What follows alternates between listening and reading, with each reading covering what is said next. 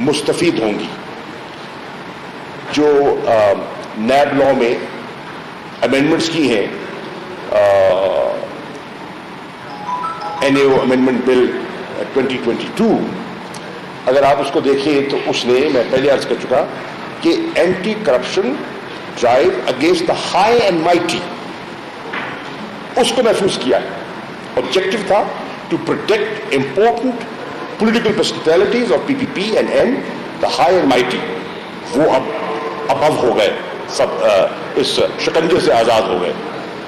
انہوں نے جو ترامیم کی ہیں, میری نظر میں they are not in consonance with United Nations Convention Against Corruption. United Nations نے ایک معیار سیٹ کیا ہوا ہے, یہ ان سے مطابقت نہیں رکھتی, اور جو FATF کی ریکمنڈیشنز ہیں یہ ان سے بھی مطابقت نہیں رکھتی. اسی طرح میں سمجھتا ہوں کہ انہوں نے اپنا آبجیکٹو حاصل کرنے کی کوشش کی ہے.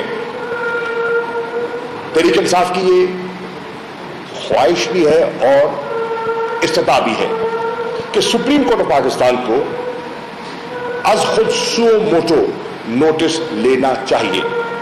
اور یہ میں اس حوالے سے کہہ رہا ہوں کہ اسفندیار ولی کیس میں سپریم کورٹ یہ کہہ چکی ہے کہ اگر نیشنل اکاؤنٹیبلٹی آرڈیننس میں کوئی ترامیم کی جاتی ہیں تو وہ سپریم کورٹ کو رپورٹ کی جائیں, ان کی نظر سے گزرے, تاکہ ایک ویسٹرن انٹرسٹ جو ہے اپنے مفاد کے لیے قانون سازی نہ کرے. یہ قانون سازی ایک ویسٹرن انٹرسٹ نے فقط اپنے مفاد کے لیے کی ہے. اب تحریک انصاف کا ریئیکشن کیا ہے اس نیب لا کی امینڈمنٹس پر؟ میرا پہلا نقطہ ہے کہ اس سے نیب کا جو لا ہے اور جو نیب کا محکمہ ہے پریکٹیکلی ڈس فنکشنل ہو گیا ہے, بے معنی ہو گیا.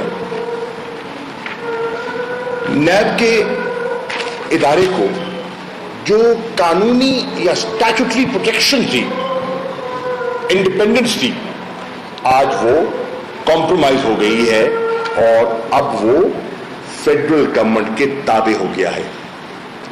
تیسری چیز جو عرض کرنا چاہوں گا, انہوں نے انفیکٹ نیب کو اینٹی کرپشن ڈپارٹمنٹ پنجاب بنانے کی کوشش کی ہے یا FIA بنانے کی کوشش کی ہے, جو سرکاری حکومت کے تابع ہوتے ہیں, پنجاب حکومت کے تابع ہیں.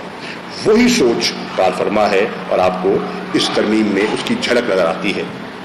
اسی طرح میری رائے میں جو نیب کے کیسز تھے انڈر ٹرائل, اس ترمیم کے بعد, اس قانون سازی کے بعد they will be affected. Almost all cases will be affected. ان میں سے 80% کیس منتقل ہو جائیں گے نیب کورٹ سے دیگر کورٹس کی طرف, جو کہ ان کی مراد تھی, اور کچھ کیسز جو ہیں وہ واپس منتقل کر دیے جائیں گے نیب کو. یہ ان کا آبجیکٹو تھا. اسی طرح آپ دیکھیں کہ انہوں نے امینڈمنٹ کی ہے کچھ ایسے سیکشنز میں جو ڈیل کرتے ہیں بینک ٹرانزیکشنز کے ساتھ. سیکشن 9 سب سیکشن A5 کا ڈائریکٹ بینیفیشری جو ہے وہ ہمارا وزیر اعظم ہے شہباز شریف صاحب, ڈائریکٹ بینیفیشری ہوں گے اس امینڈمنٹ کے. 9 سب سیکشن A5. اسی طرح جو ترمیم کی گئی ہے سیکشن 14 میں, اس کے ڈائریکٹ بینیفیشری ہوں گے جناب نواز شریف صاحب, کیونکہ اس میں جو منی ٹریل کی رسپانسبلٹی ہے جو کہ اکیوز کو دینی ہوتی تھی وہ اب ختم کر دی گئی ہے. تو یہ کلیئر آپ کو دکھائی دے رہا ہے کہ یہ ترمیم کن کو بینیفٹ کرنے کے لیے اور کن کی خواہش کے مطابق کی گئی. آگے چلیے. 7واں نقطہ میرا ہے کہ انہوں نے جو بے نامی ہے اس کی डेफिनेशन में तब्दीली ले आए हैं और उससे भी वो केसेस मुतासर होने के इम्कानात अब हैं। अगली बात तो मैं कहना चाहूंगा, जो एविडेंस एक्वायर की जाती थी बाहर से, वो अब नैब के केसेस के लिए कारामद नहीं होगी। उसके बेनिफिशियरी कौन होंगे? एक ब्लैंकेट कवर दिया गया है, जितने मनी लॉन्ड्रिंग केसेस हैं और एसेट्स अब्रॉड जिसका कोई मनी ट्रेल नहीं दे सकते, उन केसेस को मुतासर किया गया है इस तरमीम के जरिए। इसी तरह जो इन्होंने प्रोविजन थी, एक inquiry on illegal issuance of एसआरओस के जरिए भी जो लोगों ने बहुत फायदे उठाए, अब उन्होंने इस तरमीम के तहत चाहे बदनीयती पे भी क्यों ना हो मबनी एसआरओ, उन्होंने कहा है कि इट इज एनाल्ड, उसको खत्म कर दिया है। इसके साथ साथ जो चेयरमैन नैब का अख्तियार था गिरफ्तारी का, उन्होंने ऐसी शराइत और ऐसी प्री कंडीशंस आयद कर दी हैं कि चेयरमैन प्रैक्टिकली बेअख्तियार हो गया है किसी को गिरफ्तार करने में, अब उसके पास वो अख्तियार नहीं रहा। And this will directly benefit the rich corrupt class of this country. इसी तरह आप देखें कि जो अगर कोई डिफिकल्टीज आती थी या आ सकती हैं कानून में, अगर कोई नोक पलक दुरुस्त करनी है, तो उसका अख्तियार जो पहले सदर के पास था, वो सदर पाकिस्तान से लेकर इन्होंने फेडरल गवर्नमेंट को दे दिया है और फेडरल गवर्नमेंट अपनी है। तो इससे भी आपको अंदाजा हो सकता है कि सोच कार फरमा पीछे क्या है। फिर आप देखें कि ये सारी जो एक्सरसाइज है, it's an exercise by design to benefit high profile cases of important political personalities. ये है जो कानून साजी हुई है नैब के कानून के मुताबिक के से। तहरीक इंसाफ ने फैसला किया है, हम एक तो सुप्रीम कोर्ट से गुजारिश कर रही हैं कि असफंद आरिफ मलिक केस को सामने रखते हुए आज खुद इसका नोटिस लें, उनके अपनी फाइंडिंग्स हैं। और तहरीक इंसाफ ने भी फैसला किया है कि हम इनको चैलेंज करेंगे, और इमरान खान साहब ने हमारी जो लीगल टीम है उनको हिदायत दे दी है कि वो इनको चैलेंज करें। नंबर 1। नंबर 2, दूसरी तरमीम जो उन्होंने की है वो की है जो तहरीक इंसाफ ने ओवरसीज पाकिस्तानीज को राइट टू वोट दिया था, इनको ये पसंद नहीं आया। हमने उनको वोट क्यों दिया था? हमारी नजर में उनकी 3 वजूहात थी जिसकी वजह से हम समझते थे कि ओवरसीज पाकिस्तानी इस वोट के मुस्तहिक है। एक, वो बहुत बड़े कंट्रीब्यूटर्स हैं to the economy of Pakistan, और वो बहुत कीमती असासा है हमारे मुल्क का। आप देखें कि उनकी रेमिटेंस से ये मुल्क चल रहा है, और पिछले साल 32 अरब डॉलर्स की उनकी रेमिटेंसेस थी। तो उस क्लास को अगर ये इज्जत और ये शमूलियत, एहसास शमूलियत दिया गया था तो बहुत अहम था, जो कि पीपल्स पार्टी ने और नून ने और उनके दीगर हलीफ जमातों ने मिलकर उसको दफन किया है। दूसरी वजह ये थी, हमारी राय में जो ओवरसीज पाकिस्तानी हैं उनमें बहुत से लोग हैं जो प्रोफेशनल्स हैं, हाईली एजुकेटेड हैं, टेक्नोक्रेट्स हैं, पॉलिसी फॉर्मुलेशन में वो बड़ा इंपॉर्टेंट रोल प्ले कर सकते हैं।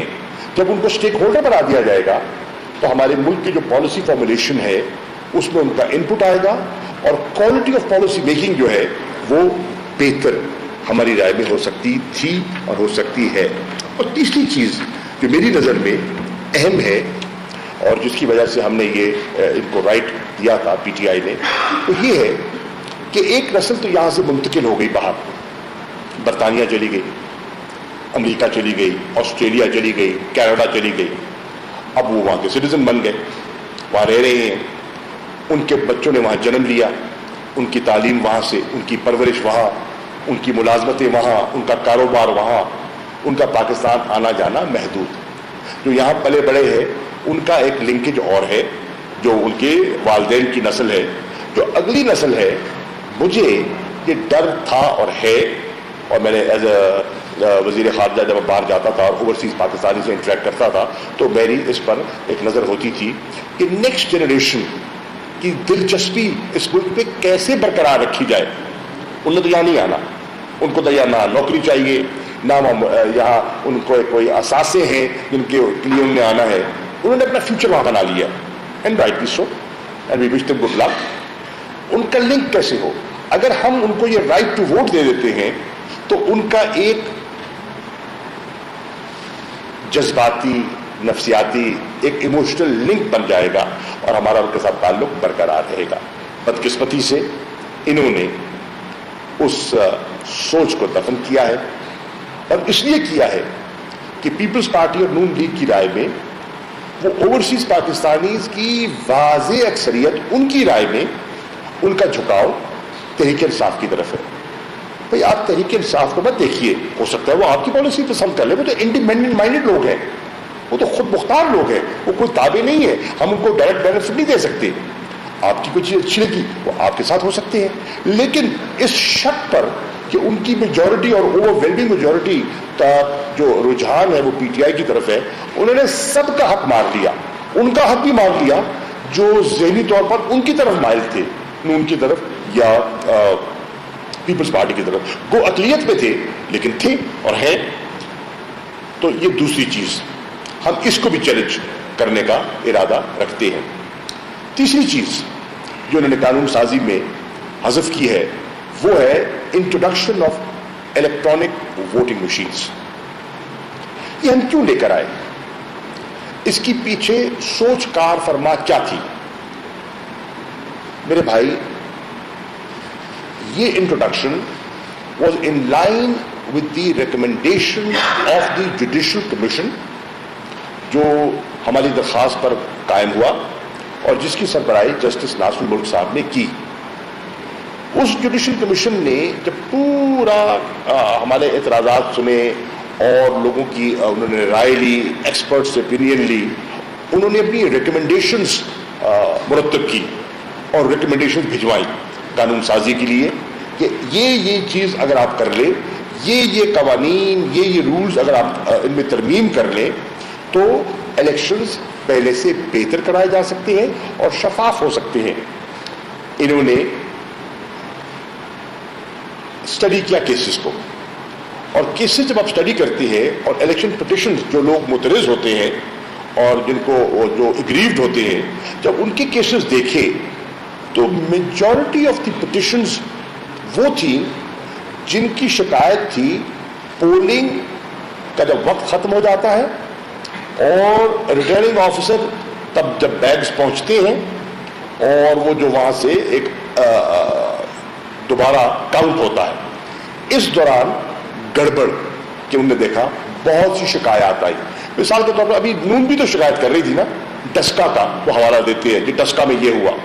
اوکے، تو اس کا حل ہم نے پیش کیا تھا اور وہ پٹیشنز کیا بتاتی تھی کہ کس طرح پولنگ بیگز ٹیمپر ہوتے ہیں، کس طرح پولنگ بیگز جب ان کو مطالعہ کیا گیا ان کی سیلز ٹوٹی ہوئی تھی، کس طرح جو ان کے فارم 14 فارم 15 کے جو پروسیجرز ہیں ان کو فالو نہیں کیا گیا، بیگز میں سے ردی برآمد ہوئی، کس طرح بیگز کو محفوظ رکھنے کا کوئی پراپر انتظام نہیں تھا.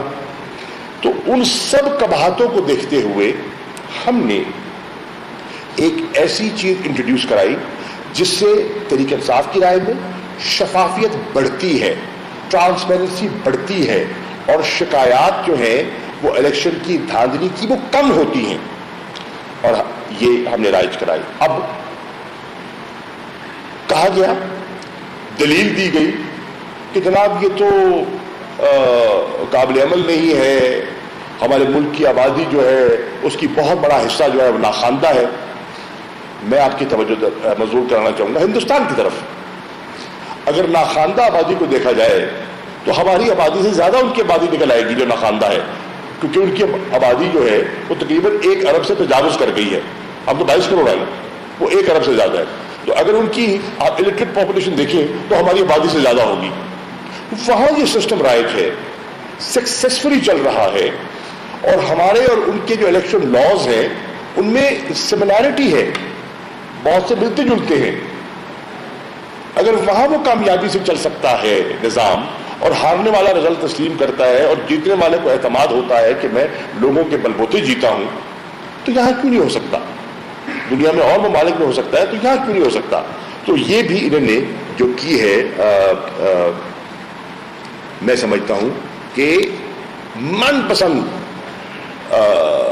اپنے نتائج اور اس میں گنجائش رکھی گئی ہے.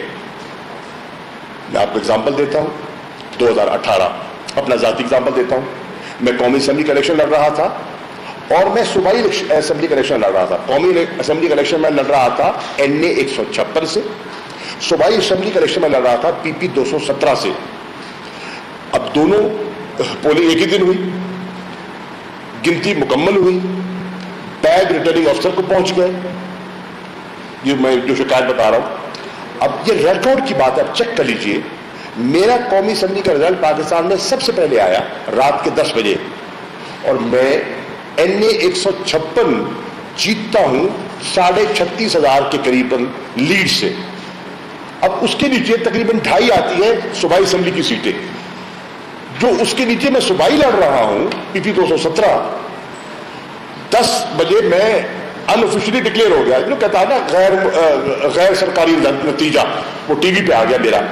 جو میرا اسی کے نیچے صوبائی ہے, اس کا رزلٹ مجھے ملتا ہے صبح 4 بجے. بیگ کٹھے گئے, ریٹرننگ آفیسر وہی تھا, پریزائڈنگ آفیسر وہی تھے, کینڈیڈیٹ وہی تھا, 36,000 سے وہ جیت رہا ہے, وہی بلے کا نشان ہے, وہی پارٹی ہے, وہی ووٹر ہے, وہی پولنگ ایجنٹ ہے, اور صوبائی وہ ہار رہا ہے 3600 سے, اور بہت سے ووٹ اس کے ڈبل سٹیپ ہو گئے. سو ڈٹرمنٹ طریقے سے مجھے ہرایا گیا. میں اپنا اگزامپل دے رہا ہوں کیونکہ مجھے اس کا مشاہدہ ہے, میں نے اس کو دیکھا ہے. ایسے بہت سے کیسز ہیں پاکستان میں. اس کو رفع دفع کرنے کے لیے ہم نے الیکٹرانک ووٹنگ مشین کا انٹروڈکشن کرایا کہ کوئی ٹیمپرنگ کی گنجائش نہ رہے. لائک کریں اور بیل دبائیں تاکہ کوئی خبر رہ نہ جائے.